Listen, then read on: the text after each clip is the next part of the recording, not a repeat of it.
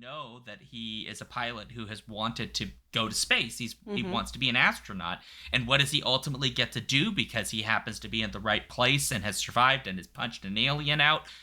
He gets to become effectively Earth's first interstellar alien diplomat, we'll say. Yeah. Diplomat with a... Diplomat? I'm calling him a diplomat. He was bringing them a message from Earth.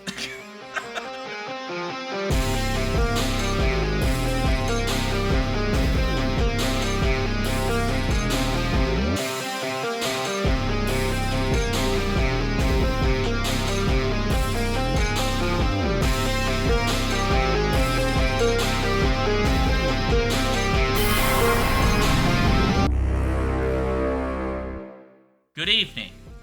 In less than a minute, 3 geeks will join an audience on the internet from probably not that many places, and we will be launching the best film review podcast in the history of mankind. Mankind. That word should have new meaning for all of us today. We can't be consumed by our petty differences anymore. We will be united in our common interests. Perhaps it's fate that today is probably not actually a holiday and you will once again be listening to a bunch of geeks. Not normal geeks, average geeks, or slightly odd geeks, but mega geeks. We're recording a podcast for our right to live, to exist. And should we successfully complete this show, today will still probably not be known as a holiday, but as the day when at least some of the world declared in one voice, we will not go quietly into the night, we will not vanish with at least saying goodbye, we're going to live on, we're going to survive. Today, we're making a goddamn podcast. There you go. You're welcome. I did that for you mostly, Becca. That was beautiful, thank you. Not at all everything I for wanted. David, who's going to have opinions in a hot minute. Anyway, I'm Sean. I'm Becca. I'm David. And on today's show, in honor of the holiday that isn't actually happening, we're discussing all 12 films. Wait, who wrote this? All 12 films of the Friday the 13th franchise, which is not what we're talking about, but it is Friday the 13th. This is Daniel, right? Yeah, this is Daniel. We'll be live streaming a walkthrough of 1989's Friday the 13th video game for the NES. Oh, God. Apparently. We wish we were doing that today. But in Dad. fact, we've come to... But instead, we're going to be talking about Independence Day after you, Sean, decided that Becca should finally see it and that I should sit through that fucking speech again. What was wrong with the speech? That's I only liked the first time I'm going to do it. Yeah, Oh, it kind David of, will you get already, to it, yeah. you already kind of did the speech, so it kind of ruins the script line, you know? Oh, it wasn't his speech. I was thinking of Bill Pullman. Well, the Pullman speech. Yeah. The Pullman, President Whitmore's speech, as they call it. Mhm. Anyway, yeah, so we're talking about the 1996 masterpiece that is Independence Day, directed by Roland Emmerich and written by the director with Dean Devlin. It stars Will Smith, Bill Pullman, Jeff Goldblum, Mary McDonnell, Judd Hirsch, Margaret Collin, Randy Quaid, Robert Loggia, Vivica A. Fox, James Reborn, and the luscious, gravelly voice suave of Harvey Fierstein. That was some gravel. I really thought, really thought I was seeing Beetlejuice on Broadway. That's what it reminded I me know of. what you're talking about. Yeah. Raspmeister. Okay, Becca, you're actually next in the script. You just I'm want, so you want to sorry. follow along, please? Right. Yeah. Cool. Thanks a Before lot, Becca. We're trying to make this smooth and professional, just like they did. I'm in the not movie. smooth and professional. Before we get into the discussion, a reminder to please share your comments, questions, or suggested topics with us at skiffyandfanty.com/listener suggestions. If you aren't already, join us live each Friday at 7 Central on Sean's Alphabet Streams Twitch to be part of our interactive live streaming format, or join us anytime for interaction on our Discord. Finally, please join our Patreon and be part of our exclusive content. It only takes as little as $1 a month, and lets others know about how fabulous we are. Yay. All right, David, if you would be so kind, would you give us a brief summary of this movie? A mega huge spaceship arrives in orbit around Earth, disgorging mile-wide saucers that assemble over various famous American landmarks. which they proceed to demolish in utterly spectacular fashion. Humanity is on its knees. It will be up to the combined efforts of Dr. Exposition, played by Jeff Goldblum, and Captain Quip, played by Will Smith, to put paid to these evil aliens with help of a computer virus they can upload to their Microsoft Windows compatible computers. Solid. I mean, flawless pretty logic. close. You did forget to mention one of the greatest presidential speeches ever given by a president, including fictional By ones. President Ernest, played by Bill Pullman. Yeah, well, what's wrong with Bill Pullman? He's just perfectly suitable. I'd vote for him. Come on, let's be real, David. Earnest. He is be very real, earnest. David. When he runs for mega president of the whole world, right after this, you'd vote for him too. Because I probably wouldn't have any choice. Moving on then. Wow. Okay. Great. So part of why Becca is here is partly your age, Becca, because you are a youngin', and you had not seen this movie, and this movie I think was very important to me as a child. I was young-ish, but one of the things that I think that really, I hope that David and I will talk about this positively without attacking each other too much, but this film, I think, has a very interesting place in film history that I may have a slightly different experience of than David, because, frankly, David, we're slightly different age groups, and you may have experienced it a little bit differently than I did. But I remember when this film came out, there was an ad spot in the Super Bowl for this.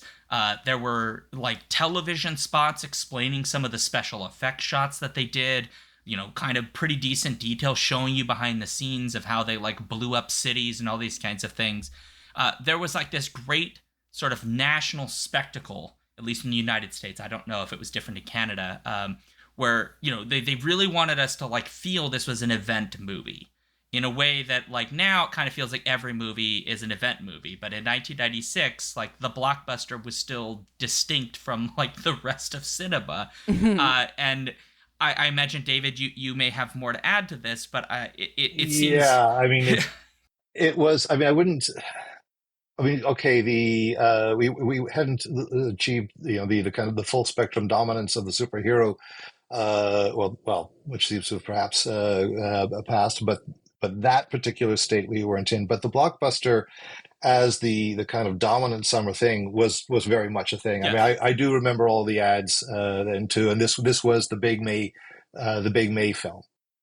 And yeah, I remember all the ads too. And I mean, the trailer that with the money shot of the White House exploding. I mean, when we all saw that, it's okay. This is looking like the coolest movie ever made, and so we all went rushing out to see it. But certainly, I mean, the summer blockbuster. As a phenomenon, was very, very well established by 1996. I mean, that, you know, Star Wars and Jaws, or rather Jaws than Star Wars, really inaugurate that, and then we have it, you know, a very, very solid consolidation all through the 80s and into the 90s. So already by the 90s, it's just like, which movie is it that's coming out for the May long weekend? Yeah, that doesn't really happen as much anymore. Yeah, I feel, yes, that's true, but I guess I feel like part of what I'm trying to get across is like, yeah, obviously the blockbuster's not new in 1996, right? It's had essentially 2 decades. I think the thing I'm trying to get across is like the sense in which like there could be films that were like, this is the big film of the year, or this, like, these handful of films are the big films of the year, versus now where it's like, you know, well, maybe not now, but, you know, certainly a few years ago before COVID, where it's like, okay, but like which 5 Marvel movies, and which Right. other big franchise film, and which other, where it's like, there are all of these big films that everyone expects are going to be a big fanfare, where at some point it kind of all, to me, it kind of like gets washed out in a way that like this film in my memory, I almost can't think of what else was the big it in summer at that time. I mean, I'm sure if I looked, I would remember, but this film is like cemented. It was in such a very potent way in my mind.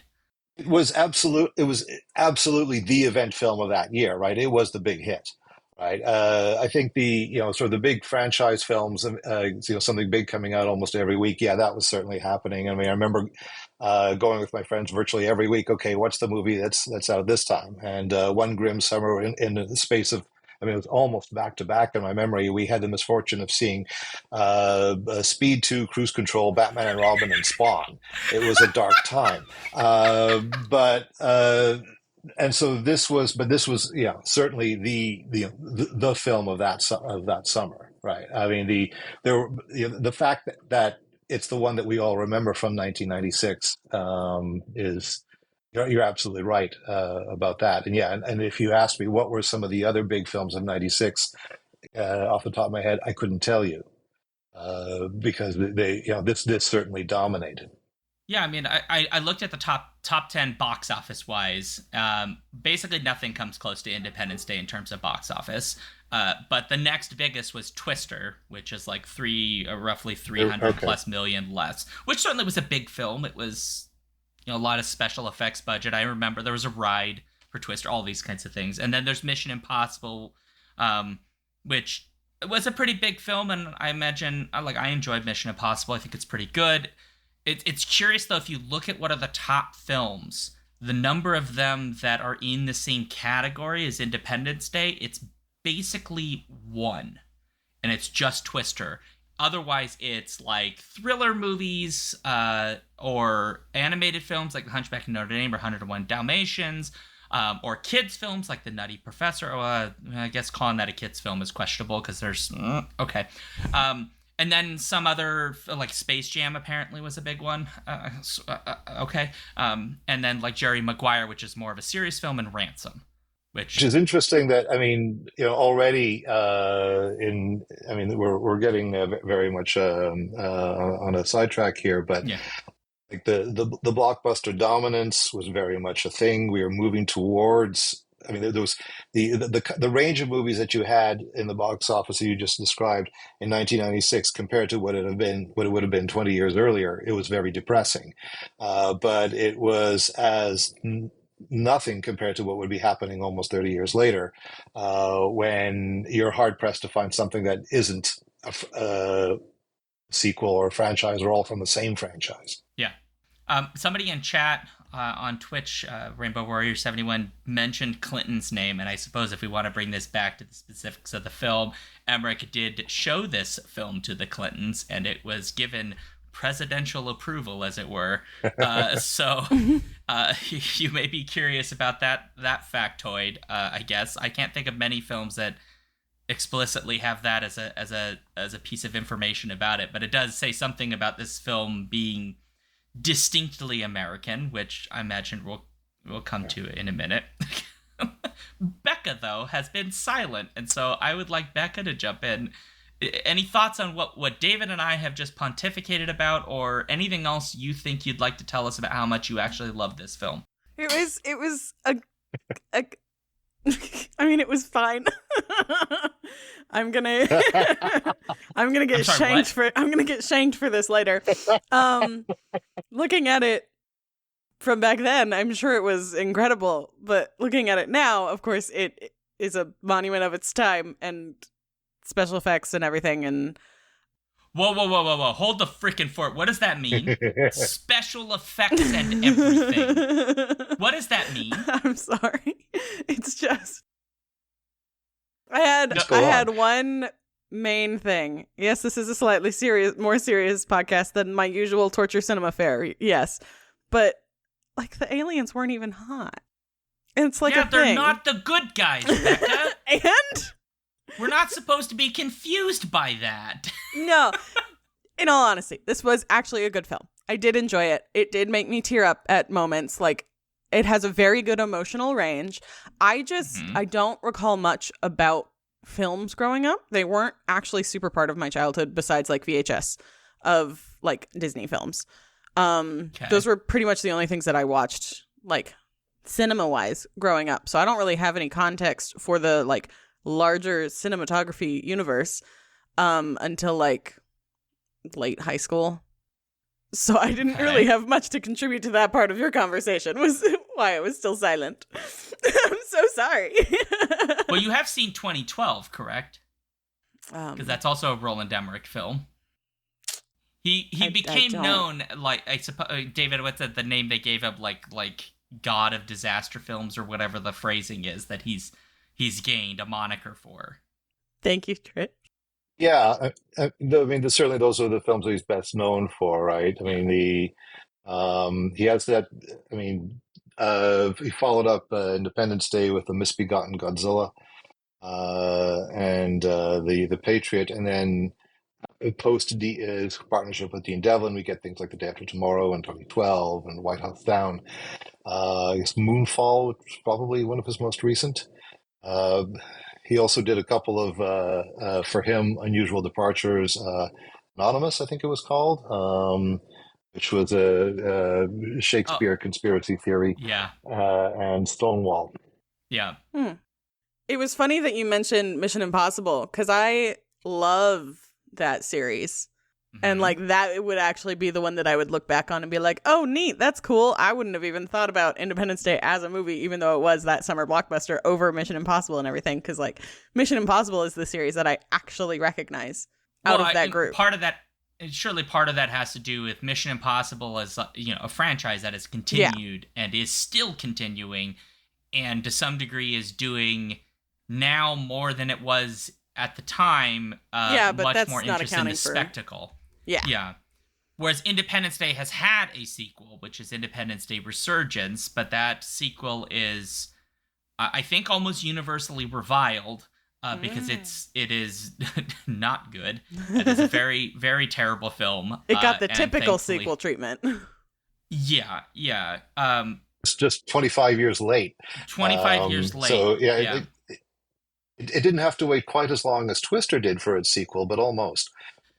Yeah, and I think someone's asking if anyone's seen the sequel. I have, in fact, seen it. I'm pretty sure we've covered it on the Yeah, in this Gifting Fanty show. we did an episode on it. Yeah. And it does interesting things, and then conveniently, like, has a plot that is almost nonsensical in a way that this makes this film look like it was written by geniuses. Like, and I'm not saying that Independence Day has like the most compelling, perfect writing in the world. It is very much a fast-paced, moment to moment type plot. It has a very, I would say, fairly simplistic plot because, frankly, aliens show up, we got to destroy them. That's basically the premise. Mhm.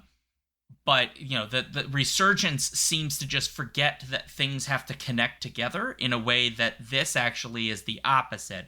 There are things that happen at the beginning of this movie that are then returned to at the end. I mean, the example could be there's the reference at the very beginning where he's still wearing the wedding ring.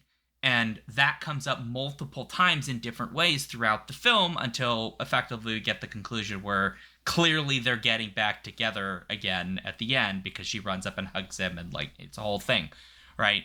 And I think with Resurgence they just lost that connective tissue. Things just kind of are abandoned, for plot points that need to occur. It feels sort of like painting a picture, but there's missing sections of the picture. Like it doesn't tell you what colors to put into the paint by numbers because the numbers are missing in parts. So More surface level than actually. yeah. The other problem with Resurgence is that it shows Emmerich's usually very strong sense of the visual deserting him. The one of the I think the great strengths of Independence Day is the visual, is the spectacle, right? And and I think one of Emmerich's greatest strengths as a director is this exuberance and the enormous possibilities of spectacle of the strange image, right? So the the shots of the flying saucers over the cities, the sort of like arrival billowing through the clouds, and of course the scenes of apocalyptic destruction, right? That really are the the singular achievements of the film.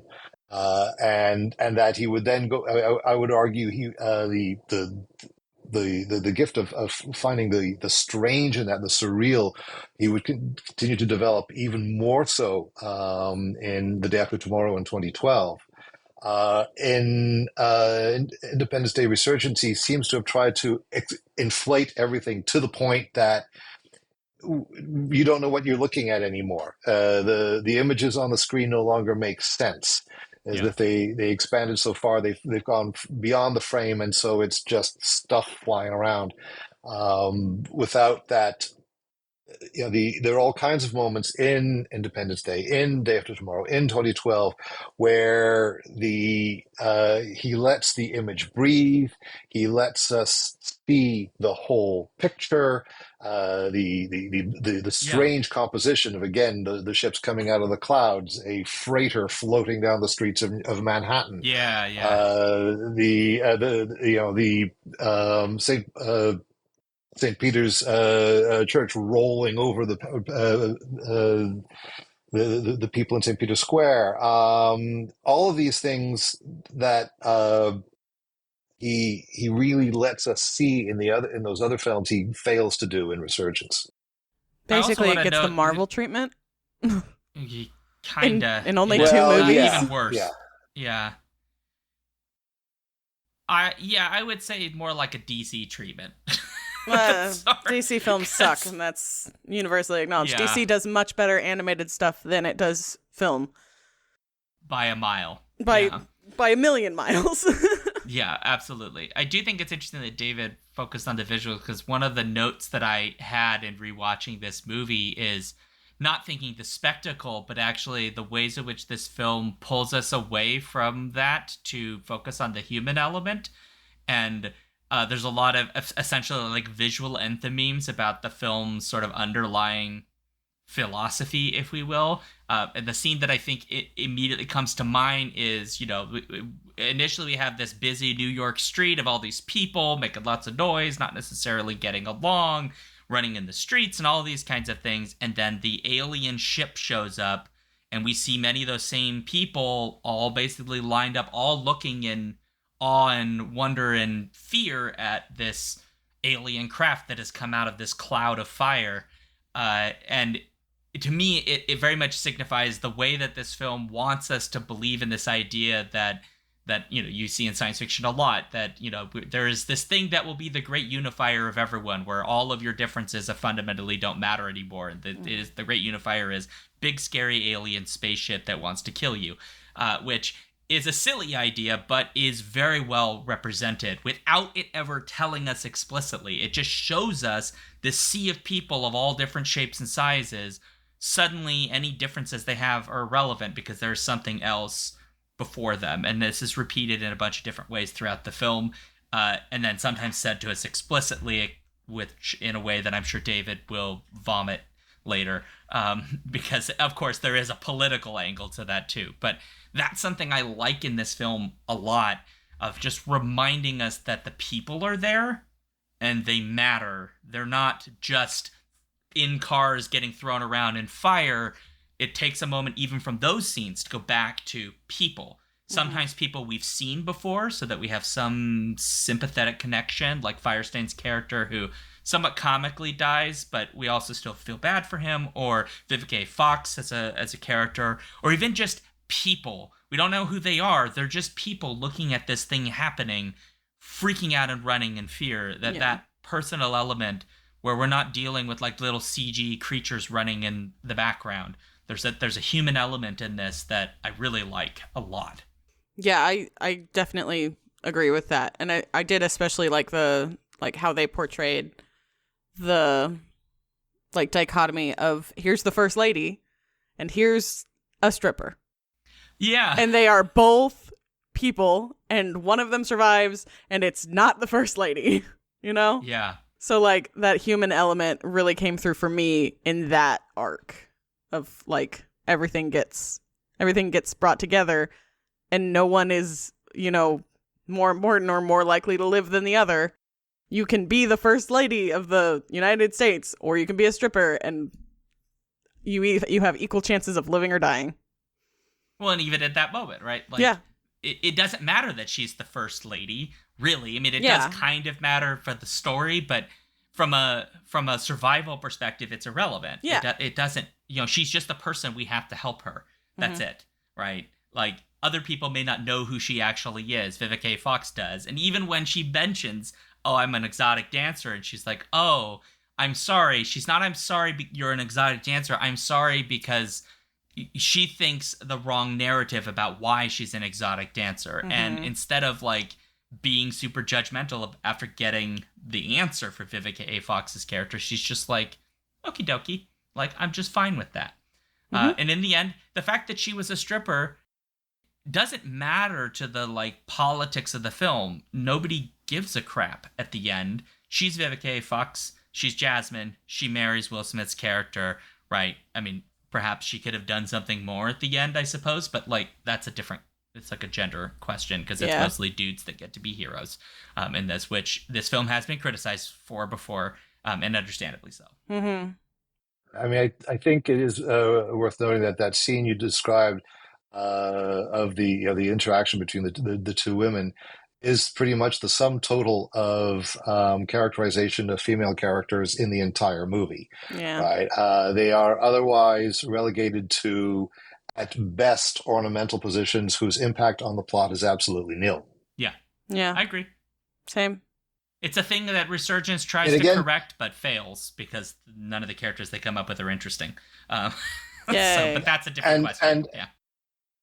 And I'll say that and I guess this is also, I mean, this is a recurring issue in Emmerich's films, right? Even in the ones that I like quite a bit more than this, in that female characters have never been particularly well represented in these films. We get a partial exception perhaps in White House Down, but and I would say though that and also, I mean, certainly, I'm not going to get be churlish and say that the plot of Independence Day doesn't make any sense, because it doesn't make, none of his films make any sense at the level of just rationalist logic. But that's not what they're interested in, right?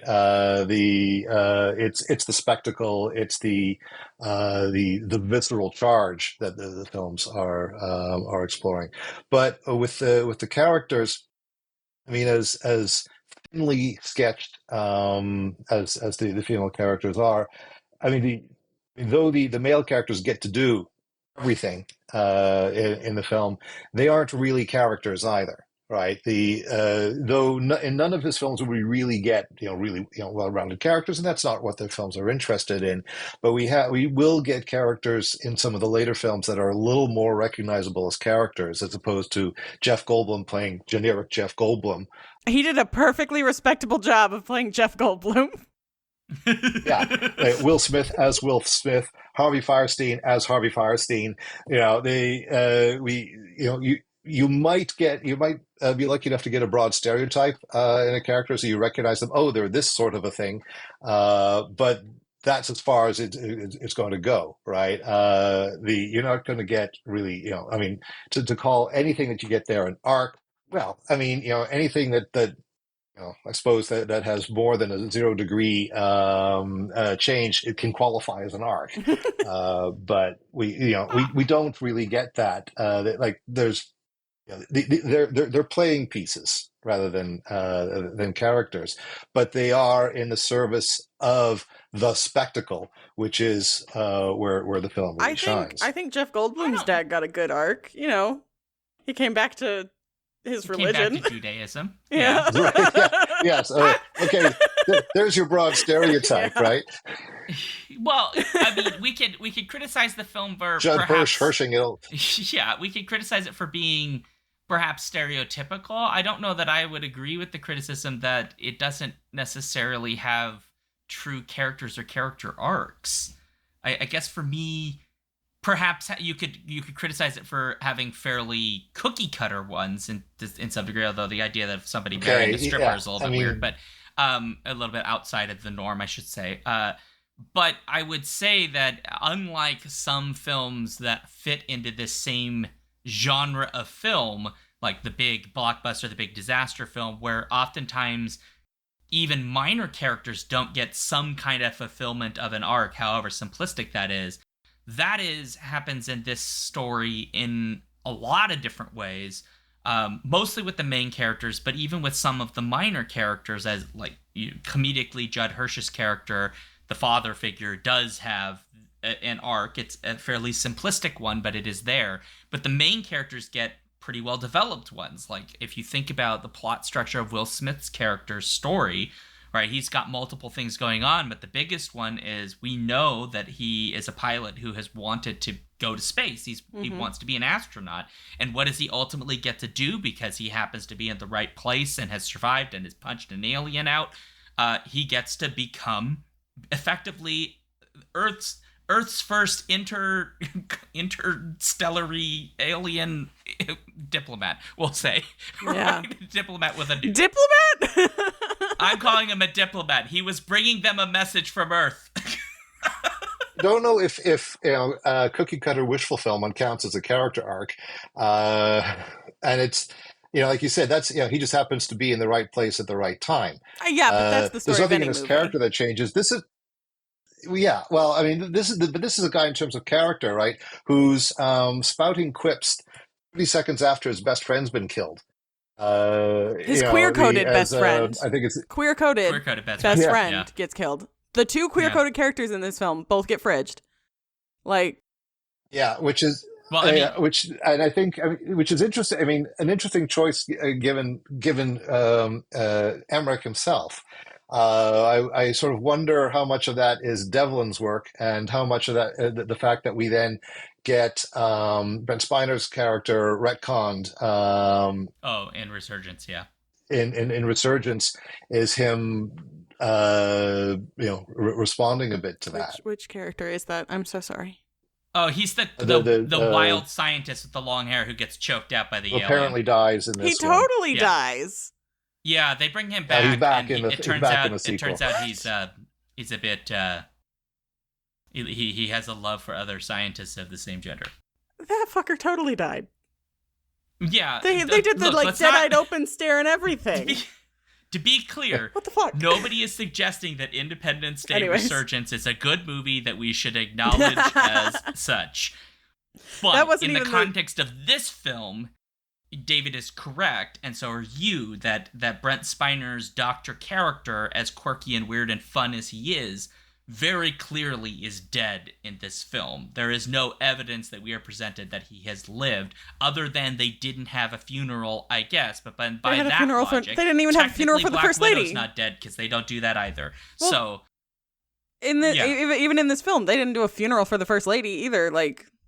Right, there was so no I funeral. suppose she could come back too. Mary McDonald, she'll come back from the dead too. She was just sleeping. Say that the impact of any of these deaths, right? The impact of any of the deaths is minimal, right? We because the movies is for us to have fun, so we're not really mourning really many of the characters any more than we are the hundreds of millions of people who get blown to Kingdom Come in the extremely cool kickoff for Act 2.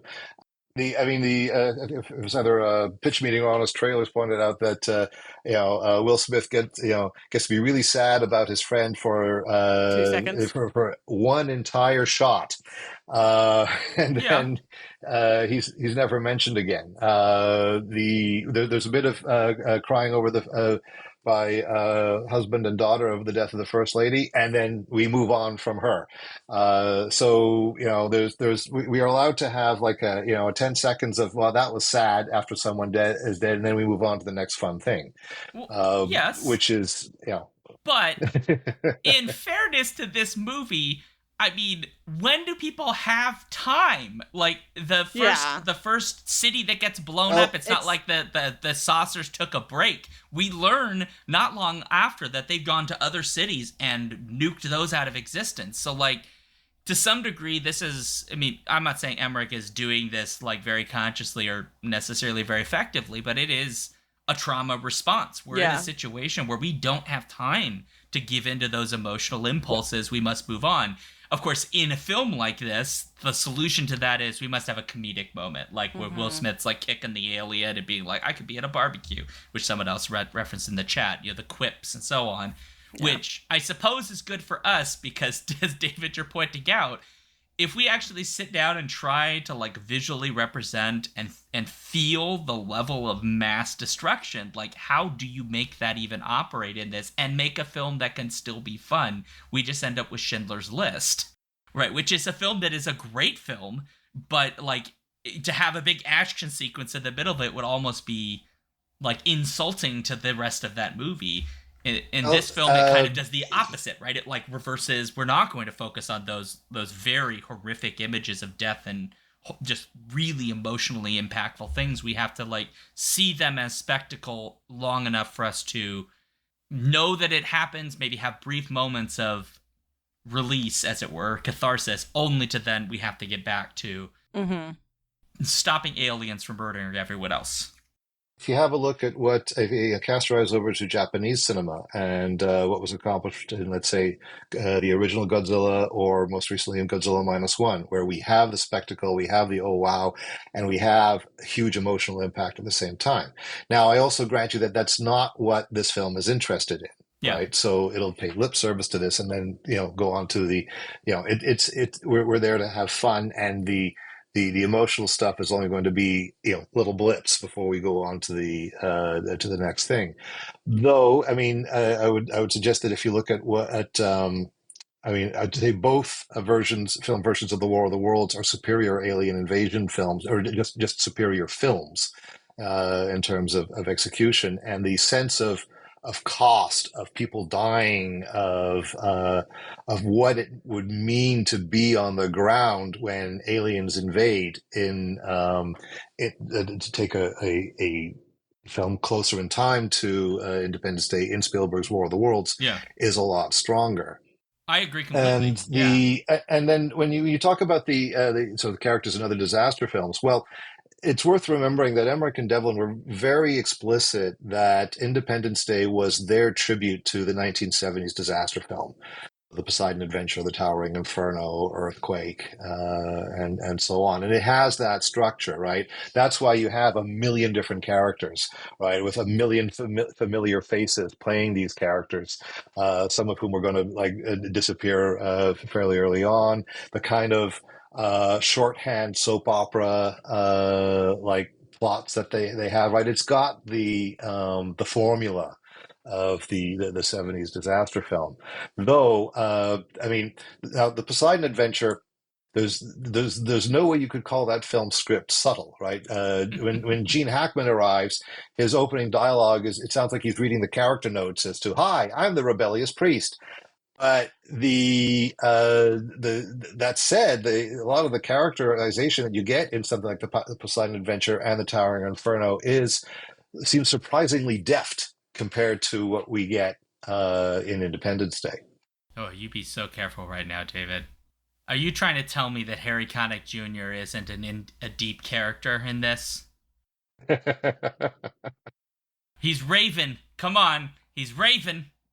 We're using the word character loosely, even irresponsibly in this context. Even irresponsible. I mean, he is not much of a character in this. He's definitely just hamming it up for the camera, which I do appreciate because it's fun watching Harry Connick Jr. So, you don't know who that is, Becca, I assume? No. Okay, so Harry Connick Jr. has had a film career. I wouldn't say a particularly stellar film career. Mostly, probably best known now for doing like romantic films and things of that nature, like Hallmark type movies. But what he's actually known for is as a jazz and blues and big band pianist, and has been a musician for most of his life. Used to have a daytime TV show, all these kinds of things, but has had, like dozens and dozens of albums and like tours and so on. And he plays big band type music and like jazz songs and those kinds of things. Cool. So, yeah. So it's actually kind of fun for somebody who plays trumpet at this point in time, seeing a guy from the kind of music I'd be listening to a lot at that time as an actor in a movie, and then he dies. Unfortunate. Hey, but at least the dog doesn't die. Yeah, Boomer? The dog lives wonderfully. They get the beautiful cinematic shot of him diving into the maintenance cupboard while fire rushes down the tunnel. It's beautiful. So David as may it not would. remember this detail, but for those that have seen Independence Day Resurgence, it turns out that the aliens deliberately don't kill dogs because they think of them as superior creatures. So that's why Boomer lives. I'm Oh, so they applied that invincibility shield to him so Yeah. that he would not be crisped by the fireball going by in consuming all yeah, the because I oxygen don't in the think that's tunnel. how that works. No, not Like at I'm all. sure they Not at killed a all. lot of dogs in those initial explosions. Like But no, but in seriousness, I mean, it did dawn on me, like when I watched this the first time, I didn't think that the dog had any particular meaning, because I was a kid, like I like dogs just fine, but it kind of stood out to me a little bit more here. Like we have a yellow lab. Labs are kind of like your traditional family dog. mhm. And in a way, we get the like classic nuclear family reconstituted at the end of this with dog, like the kind of very classic image of the family. With the exception that this is a complicated family by the fact that at least one of its members has a profession that is broadly not considered to be respectable. Uh, I disagree. I think she's very good at her job, and I appreciate her candor and desire to do right by her child. She deserves a Nobel Prize for that. But the dog seemed like a fun little bit of like Americana kind of shoved in here because that is like a very classic American family dog. It's not Yeah. unique to It was Americans, to also be the clear. era. It was also the era of dogs escaping catastrophes because the following year you'd get an almost identical scene in Dante's Peak. That's right. You do. Oh man, that movie's good. That we agree. I like Dante's Peak. I don't know why people dislike that movie. I think it's a perfectly fine movie. I have never heard of it. It's much better than Volcano. Yeah, we watched You Volcano saw recently. you Volcano, no, Volcano's not intelligent on any axis that might matter for a film. Yeah, Yeah. like he says in chat, my brain just totally died. I'm so sorry. There is a whole theme of pets surviving disasters that continues. There's a reason that there's a website that exists that is Does the Dog Does Die? the dog die? Like Yeah. they live for a reason, and it's because I want them to live. Because They they don't should. live in all the movies, Becca. there was a film recently. I can't remember the name. I want to say Idris Elba was in it. The trailer actually said the dog survives. Uh, so That's funny. Holy crap. I'm sorry, That is I'm really sorry. Okay, Yeah. so look, I want to make sure that we give this sufficient time because we've been talking for a little over 40 minutes as the time of this recording, and while David and I have been very civil so far in this conversation, you really should see the emails between us because, oh boy, they were pretty rough. But David has a particular grievance with this film, or issue per se, and I would love David to sort of give his perspective on that particular issue because I think we need to talk about it. And so, David, I cede the floor to you. well, we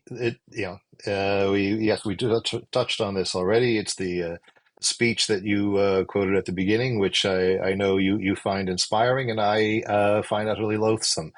And in this, I am not alone. It's if you are not an American, that speech is you're not going to be cheering that speech. You're going to be thinking, "Oh, fuck you, President Ernest." Uh, you know, it's and I think I mean it's in the broader sense. I think it does certainly encapsulate the film. It's the logical end result of its title, but our holiday is now your holiday. I mean, you have to remember that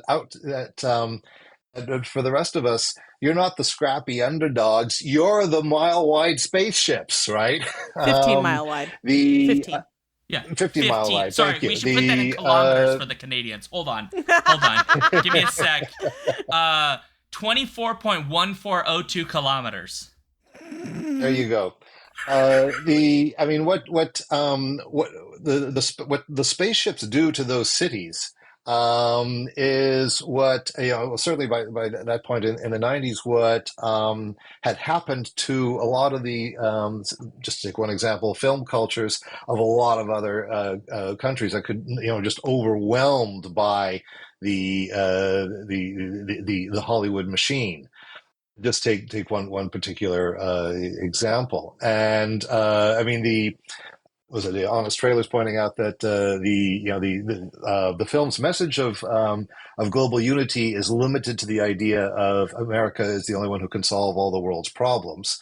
The fact that we get that speech and then that absolutely appalling montage at the end of the film, It was pretty once bad. as the counterattack, it's just yeah, it's. I would say that it's aged like milk, except it was pretty horrifying in 1996 as well. And and so that like that speech is the heart of it. And so the film itself, therefore, is a really good example. And again, and we see it in that speech too, of what I call the invincible underdog syndrome, which this isn't a superhero film, but the superhero film is another example of that. Right, and you see, it's something that is particular to American popular culture. The need to be simultaneously the put upon underdog and absolutely overwhelmingly powerful. Right, so Superman being the urtext I would say that's not Superman. necessarily that we get just an there. American thing, because that is a pretty popular It, trope in like manga. It is, I guess. Well, I suppose the superhero itself. Yeah, no, that's very true with manga. Though Yeah. there is, I mean, when I think of how much there's also this kind of the degree of body horror, of loss of identity, of self disintegration that we get in examples like, well, just to take like Akira, to take just one. So yeah, no, I should be cautious there. I mean, I certainly do think though that the superhero embodies that, Yeah. particularly since I mean that's something that Stephen Bissett has pointed out, that I mean if you look at sort of other comic book national producing nations, I mean yeah, you could point to, I think, perhaps some superhero adjacent things in manga, but the superhero itself is very much an American product, right? You look Hmm. at what do you get in Italy? It's the supervillain that is the protagonist in comics. You look at France, you don't really get costume superheroes there either. And so Independence Day again is not a superhero film, but it has the impulse of one, right? Yeah. We'll put Will Smith in a costume. That's all you need to do, right, to turn it into a superhero movie. Yeah. Well, they kind of turn it into like the military uniforms as the superhero costume, because the Yeah, president putting on the flight suit, the all of the different like helmet options for all of the non-official pilots who end up, helping to save humanity, putting uh, yes, putting the two of them, Jeff Goldblum and Will Smith, in the flight suits with Flight suits, yeah. this hilarious amount of pockets and only two cigars. So yeah, Yeah. I can yeah. definitely see them like portraying the military as a sort of superhero outfit thing as well. So I definitely see your I think point that's a there. really good point. Yeah, Because all the no, people I who turn out to completely be agree. heroes don the uniform of the US military. Yes. Right, and everyone who isn't is just a bystander. Yeah.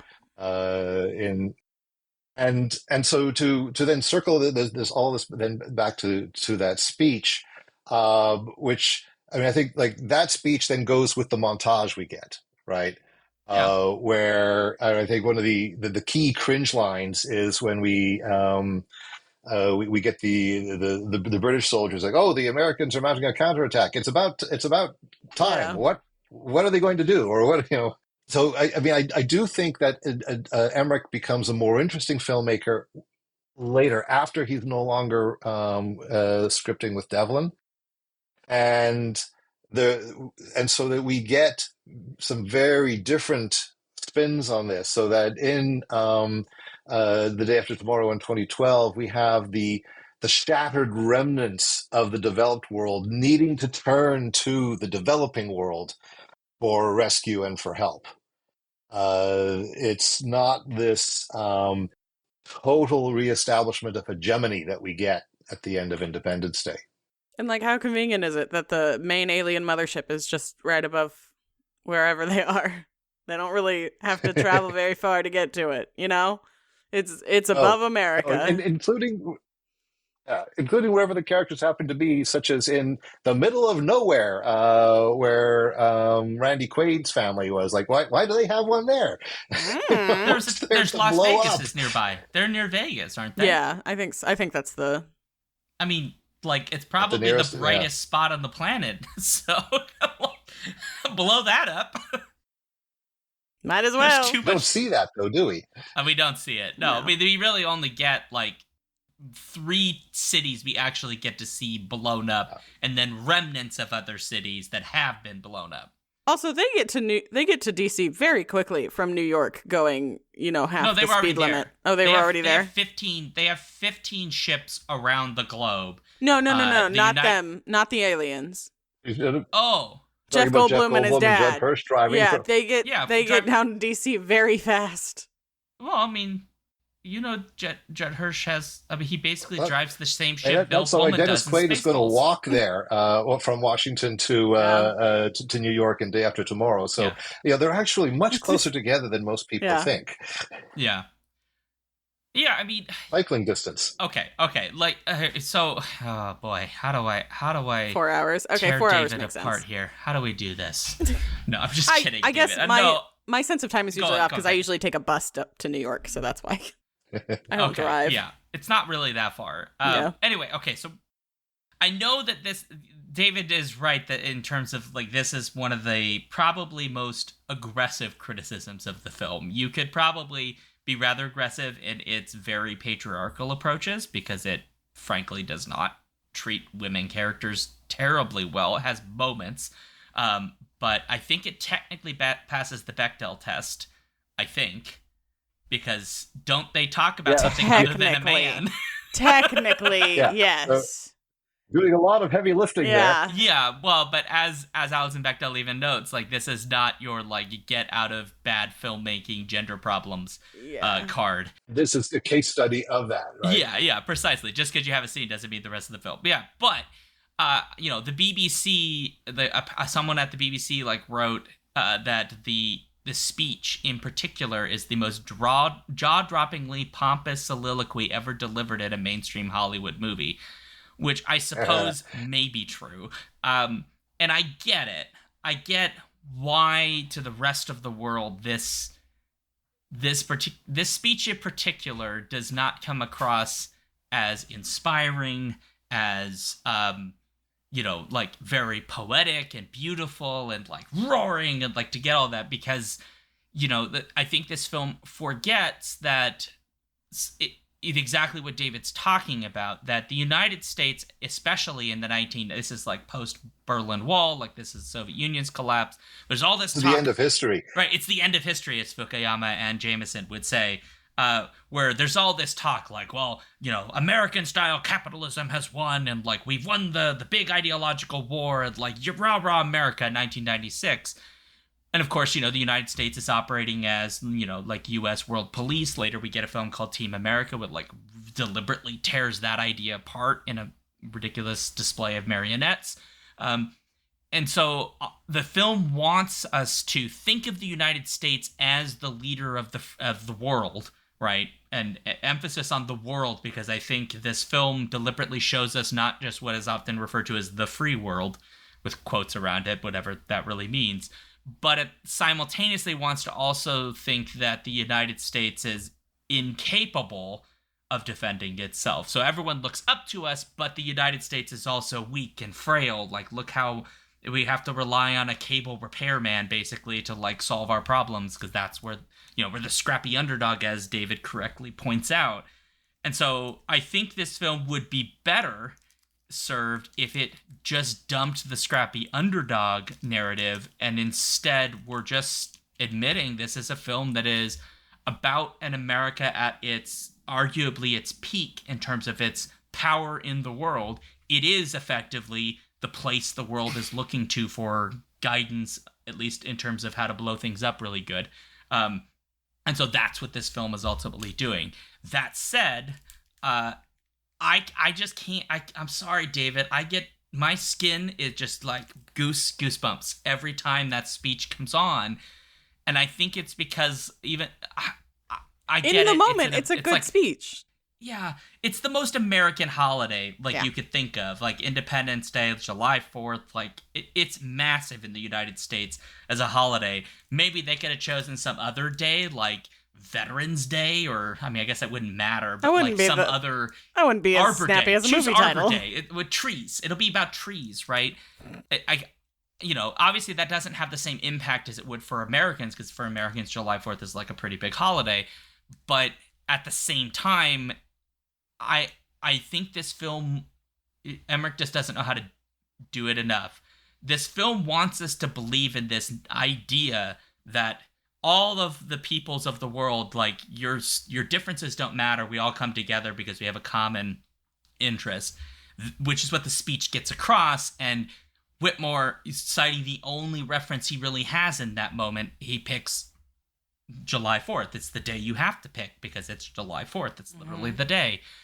And so, yes, on the one hand, obviously from the perspective of especially parts of the world where American hegemony have had a particularly aggressive force, that is going to land like with a massive thud of best case scenario groaning, and at worst case scenario like what's the word I'm looking revilement, whatever that dark Revulsion. Yeah, Revulsion. Yeah, vomitousness.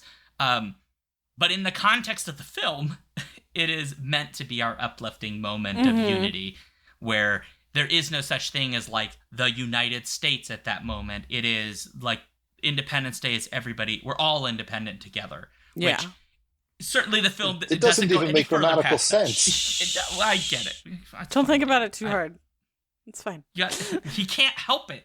He's sitting on top of the United States and has to constantly listen to my terrible jokes about how great America is and how ridiculous America is. Like, oh, we're better than Canada, and then Canada's over there going like, well, we still have healthcare that mostly you can use. And what do you got over there? Like, I mean, it's got to be annoying to live outside the United States and constantly hear Americans talk about how great America is when like the only thing we can consistently say we're great at is we're better at blowing people up than other people that blow people up, which is true. We are. Yeah. We just are better at blowing other people up. That is like our number one export. Blowing people up. Is that why they never show like the other countries doing literally anything? Well, they get to blow up the aliens. Yeah, but like they don't actually show it.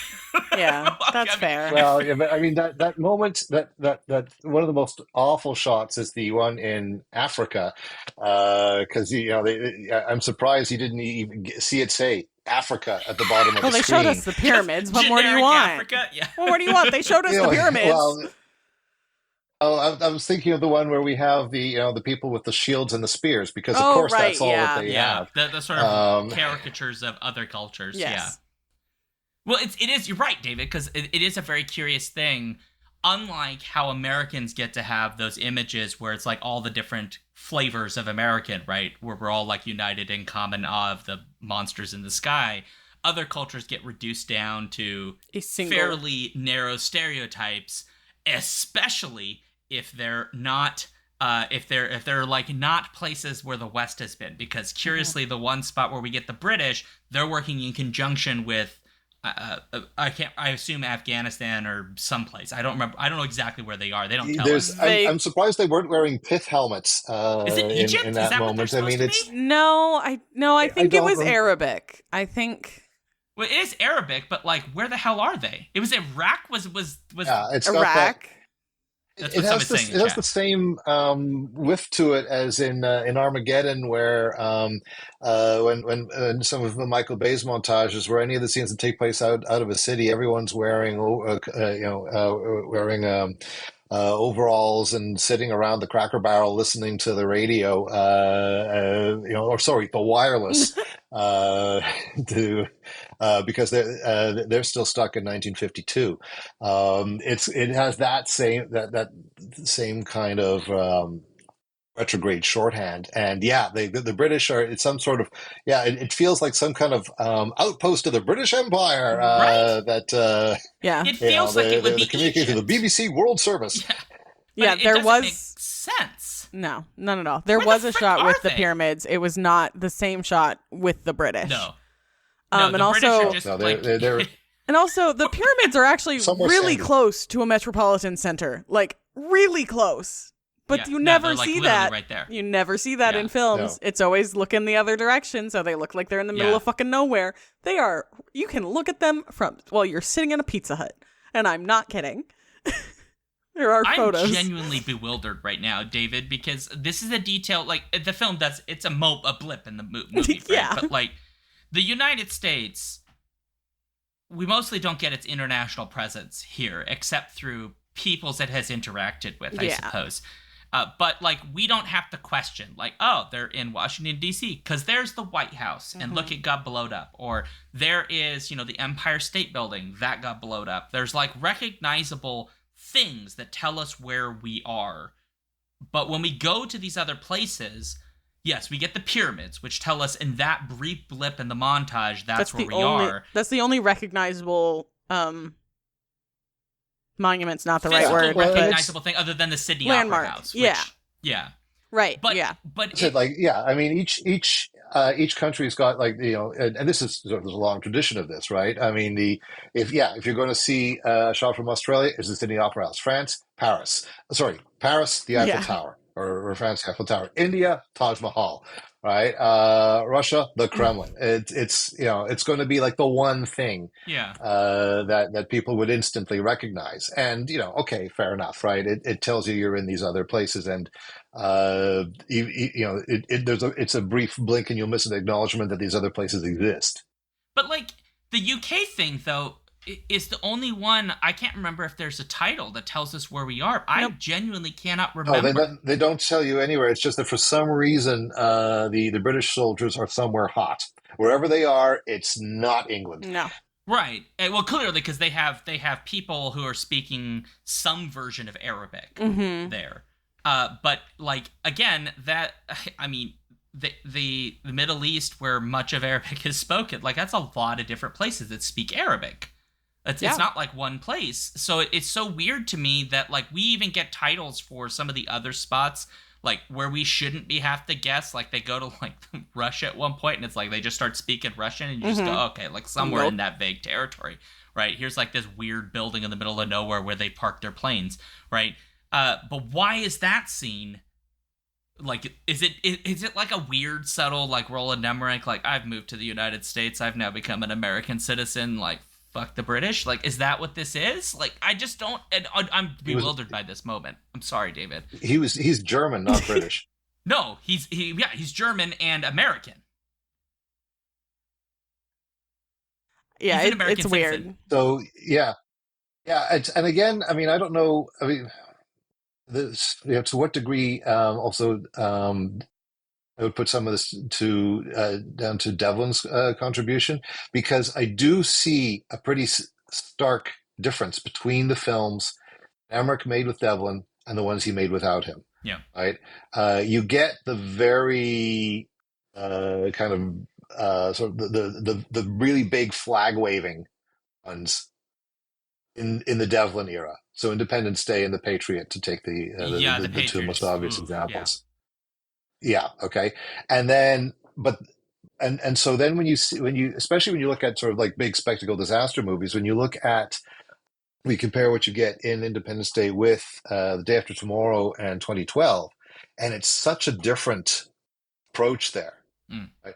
Now, certainly what happened, one of the things that does happen in between Independence Day and those other films is the Bush years. And when Emmerich left the States, he just could not found it too politically horrifying to stay there, and so he went back to Europe under Bush, and so whether that is we're seeing at play there or not, but nonetheless, The love of disaster, of the huge strange moment.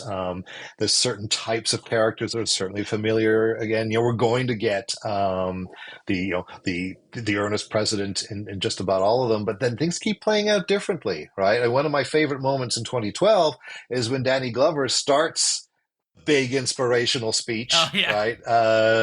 That it's to bring them all together, and I'm sure we can all agree though on I think it's Psalm 23 that he starts to recite, and the Lord's my shepherd, I shall not, and then he gets cut off immediately, and everything explodes, it's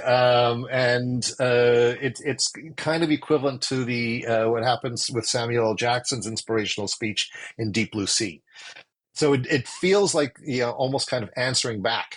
Right now, he would return. Now, granted, in Resurgence, he would try to recreate the moment of the say Crispin's Day speech in Independence Day, and I mean the result there was just embarrassing, not offensive. But They can't all be I can't, and winners. I'm just no. Well, No, it certainly wasn't. I'm just curious.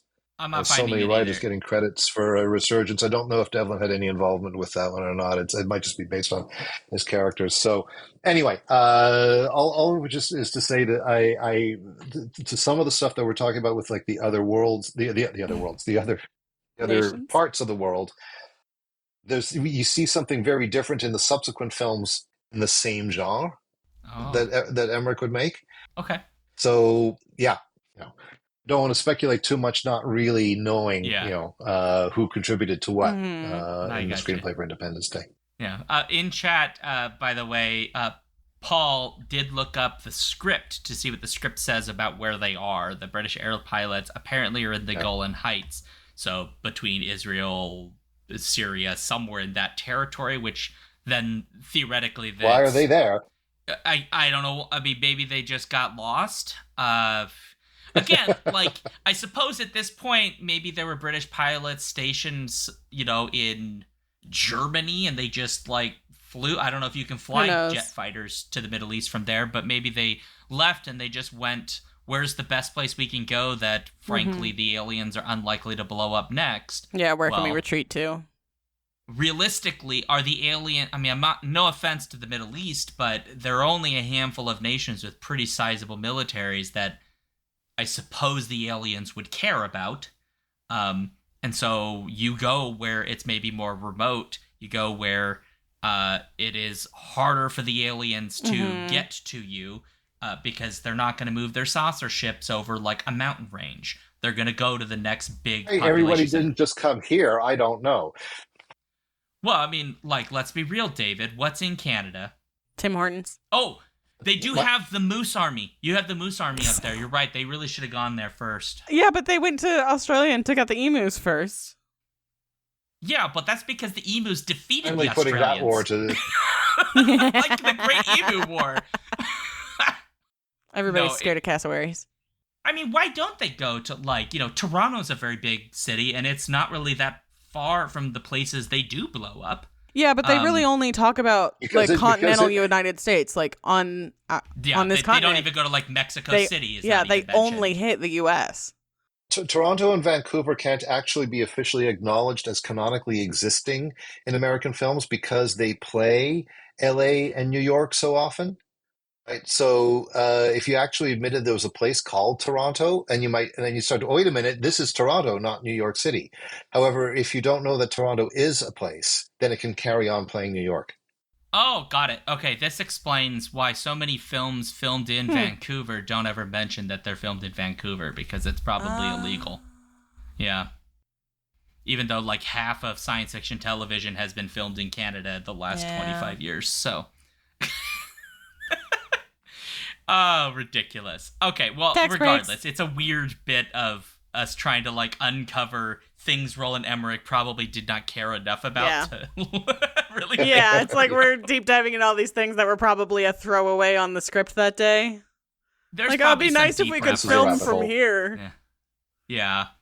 I mean, Yeah, I'm not suggesting that Emmerich's treatment of this thematic of like uniting the people, as it were, is a particularly well imagined version. Because if so, you couldn't make this film. You'd have to actually like deal with the complicated political and relationship. This film can only do that because it just basically aliens show up, everyone's gonna unite, right? So like just wipe out all of the differences, which is incredibly idealistic, and works for a film that is very much about idealism and not necessarily about like how does a world that is as deeply divided as certainly today we are actually unite in the face of something like this rather than look for opportunities to backstab. I suppose the solution to that would be you make the aliens even more destructive and they're just wiping out entire continents. And then okay, we got to pause our... I think that happens in Resurgence, doesn't it? Yeah, because doesn't... But at that point, the first continent they would take out, logically, would be the U.S.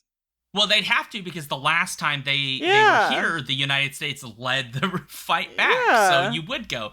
But, I mean... But no, I like Arturo's take in chat. They have an instinct to forcibly redecorate public spaces. Realistically, it's probably like the vaguest of logic was probably those are the resource centers because they were coming to Earth to, strip it of all of its resources, and those are the big cities are probably your most resource dense places. But no, they just wanted to redecorate for us. But again, and that's the thing. I mean, logic doesn't apply in this film. Why are telepathic aliens using our satellites to communicate with each other? Good thing that was here. But and really, I mean, there isn't really much there that holds up to that kind of scrutiny. But also, it doesn't matter, right? It doesn't. I mean. Do I buy the sort of the everyone all coming together thing? I mean, no, you don't, David. Just admit it. If I squint, but what the film does do well, and I think it does it very well, is the spectacle, right? And I think just pure spectacle is undervalued as a strength in films, because the fact that you can that almost 30 years later, I mean, this is a film that you look at the special effects and you still go, wow. The alien ships look pretty dang cool. They do. Their arrival is amazing. I mean, they are, and and then the big blow up scenes are extremely cool, right? It shows that that it isn't like already in '96 we were certainly approaching the stage that where we are now, where you can show absolutely anything you can think of on screen, right? And so you have the problem, well, if everything is special, is nothing special, right? But the thing is, that is in many ways it's a false question that I've just raised there, because you can something huge and amazing on screen, but the way it's shot matters. The way it is presented is enormously important. Yes. Right. We talked about how in Resurgence it doesn't work. I mean, for just about any I'd be hard pressed to think of any superhero film where I had a oh wow moment of a sense of awe of something that is really amazing or impressive, or that I'm sitting there going, look at that. Maybe in like the first wave, but not in any recent ones for sure. Winter Soldier would be it for me. Yeah, like in the earlier era of Marvel movies, but now it's like they're just dropping cash grabs in the bucket. Well, but even there, I'd be hard pressed to think of moments that stood out the way like the arrival of the ships do. Yeah, certainly. Right? There's still too many sky beams and floating faces, even in the in the first wave. Emmerich at his best can sort of look at the screen and say, okay, wouldn't it be amazing if this is what we were seeing, right? And so the plot and the characters in Independence Day are just functional enough to get us from one spectacle to another. Right, the arrival of the ships, the big explosions, then going into the ship at the end, right? The big dog fights, right? Those are the things that that linger and that still look great. Yeah. The dialogue, the characterizations, no, Well, but the images will rock.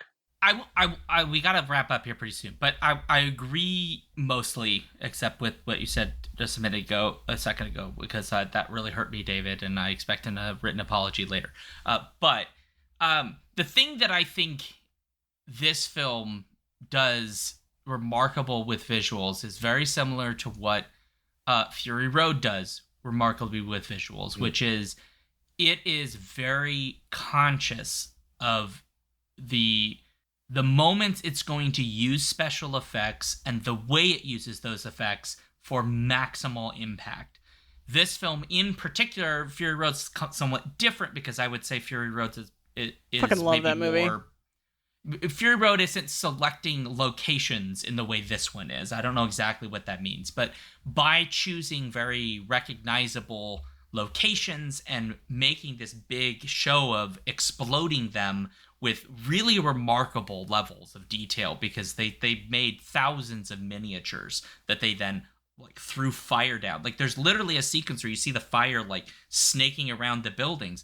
That's not all cool. CG. I watched the special where they literally were shooting fire down this like big thing they made of a city, and then would capture it in slow motion with slow-mo cam so they could get the fire snaking around, and then I imagine they did some touch-up digitally.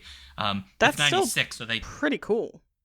Well, it's still fairly early in the CG era, right? So early. Yeah, you're going to get mostly practical effects, and you can feel there's the physicality of practical effects that really makes a difference. The freaky biomechanical suits or whatever of the aliens, that was...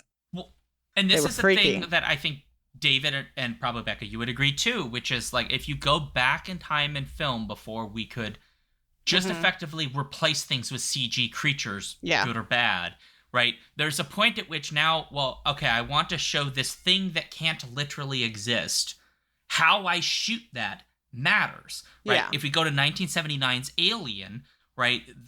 Alien's very deliberate. It does show us the xenomorph at a bunch of different times, but like they don't have the practical ability for like wild wire work, so they don't show it like in full all the time, so it's just always walking down like in this robotic stance. They shoot it very carefully. They show close-ups of the like little inner mouth gizmo and so on. This film does that as well, right? Like it doesn't just show us, like a big fireball and then that's kind of it. It like really gets these deliberate choices of where it wants to show the practical effect, and then they put money there. They put a crap load of money into blowing up cities, which good for you. And I feel like in some way that's kind of been lost a little bit in some modern cinema, where it's just like, well, we can just do it in CG now, right? It'll have the same impact. And like, I don't know how David you feel about this, or you, Becca, but no, unless you're going to put an extraordinary amount of money into making it real and you really consider the way you shoot it, for me, the practical effect is always more terrifying, more exciting, more alarming and amazing. That's why Fury Road for me was like a breath of fresh air. They use CG in that to enhance shots, but like they built all these crazy contraptions, and it to put it on screen and to see it come at you, right, with all the different ways they shot them, like it just feels more visceral and real, and it goes in my brain and sticks there in a way that like, well, I mean like so much of like Prometheus just kind of is like the special effects mostly have just disappeared, except for clouds. They did clouds really well. There are a lot of beautiful clouds. Well, it's like how the original Jurassic Park will always have the better dinosaurs. Yes, dude. When that freaking T-Rex eye like right that up was close, fucking freaky because it was a practical effect. Yes, and it just comes across so much better. Probably doesn't than help the that CGI. the animatronic would periodically just move on its own, supposedly, and so it haunted. That entire set was haunted. But you're right. Like I mean, I think David would agree too. Like that T-Rex head, the animatronic head they made, it's more terrifying. It feels more like if that comes at you, like, does your brain at that point, like, do you know, like, does your brain just at that point go, no, fight or flight? Like, I'm freaking out. It's a dinosaur, right? Yeah. To me, that's my reaction. I remember. I remember. I saw Jurassic Park opening weekend, and the audience that I was with, people were terrified. Yes. Yeah. In that, and in the raptors in the kitchen scene, right? Because it has that visceral effect, and I mean, certainly it's something that Spielberg is past master of, right? Whether it's Duel, whether it's Jaws, whether it's Jurassic Park, or I mean I think one of the things that that War of the Worlds does extremely well is that whereas Independence Day does give us the awe that all these people are feeling as they look up, Yeah. right? War of the Worlds gives us the terror that I agree. they're experiencing, Yeah. right? The ground level. Now, the fact that War of the Worlds is a very, very consciously and explicitly post 9/11 film is also a factor there. Yeah, too. it was. They didn't take out the towers in this one, like they They did did in not. that last torture cinema movie I did. Yeah, I like that you bring up the War of the Worlds because I think that the Spielberg War of the Worlds film is wildly underrated. Another film I have not seen. 2005, if I'm correct. Sounds right. Yeah. Yeah. No, I think it does a very nice job of transposing Wells's novel, it's surprisingly faithful to the book. Yeah. Even updating everything, but almost all the thematic beats are there, and it does give you this constant sense of if you were just one of the people, what it would feel like just be an ordinary person and aliens invaded. Yeah, I agree. It's a very different focus point, I think, for the film. Yeah, which is interesting. There's an interesting comparison to be made. There's someone named David Andale. When you finally have free time, you should write that story, or write that article. Yeah. Am I gonna get shanked if I also say I never saw Alien? Yes, that you will 100% be getting a letter from both of us about. Sorry. Okay, Becca. It happens to be my favorite film. I'm a wimp when it comes to horror movies. Okay, I get it. Yeah. I am, baby. No, I totally get it. That is a film that is it's very scary. Yeah. Anyway, we'll save it. Okay. Look, okay, so folks, that is the end of the podcast. We're gonna wind up now. But I did have a question, David. Did you have a film that you wanted us to do between this and the other film I'm making you do against your will, or are we just going? I didn't have anything in mind because I assumed that you were double billing me, basically. Great. Okay. So the thing I've done to David is I picked two movies that David has strong opinions about. One of them was this one, which we've now done, and the other one is the 1999 Mummy, which we are going to cover. And David and I might actually have a screaming match on that one. Independence Day, we'll be coming to blows on that one. Yeah, I think so. Yeah. I love that one. But because I know David has strong opinions, the thing I said to David was, I will let you pick any two movies to go after that of your choice. You can punish me however you wish. The only rules I have for David is, like, there are certain things I just can't watch in film. Because David is a horror person, he understands I don't like the, like, extreme, visceral, like, torturing, gory kind of stuff where it's just like, let's have a 5-minute That's just scene. Cannibal Holocaust off the list. Right. That would be something I physically could not handle. Yeah. I can't do that.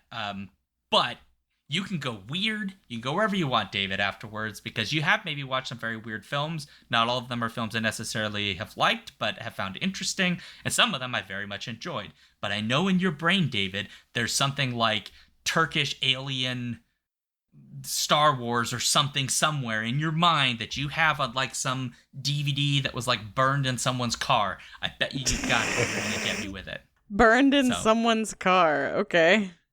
Yeah. They replaced their regular CD player with a DVD burner.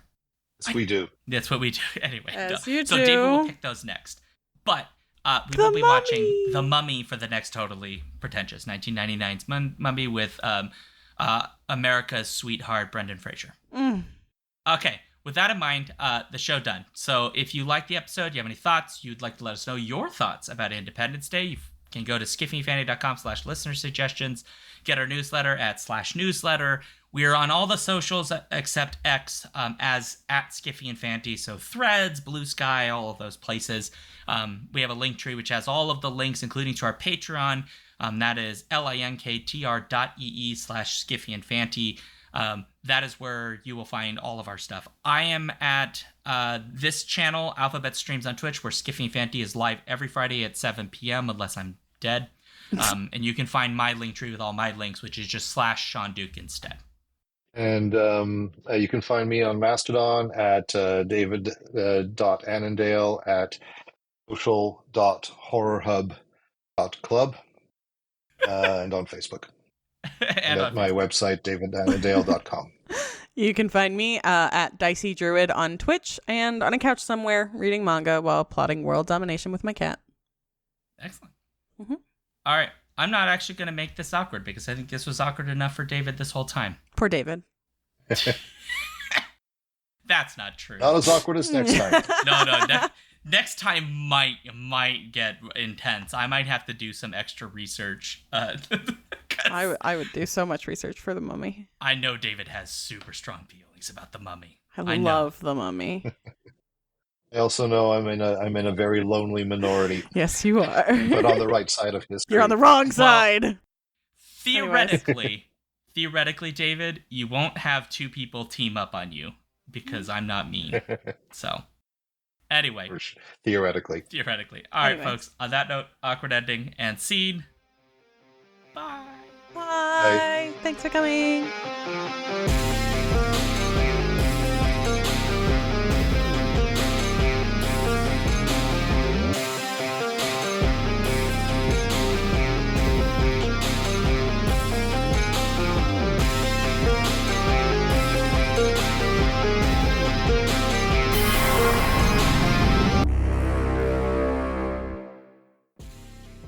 If you want to support this show, you can go to patreon.com/skiffyandfanty or skiffyandfanty.com, our website, where you can get access to all of our fancy things. Our music comes from Holy Mole. You can support him and his work at patreon.com/holymole. Thank you for listening.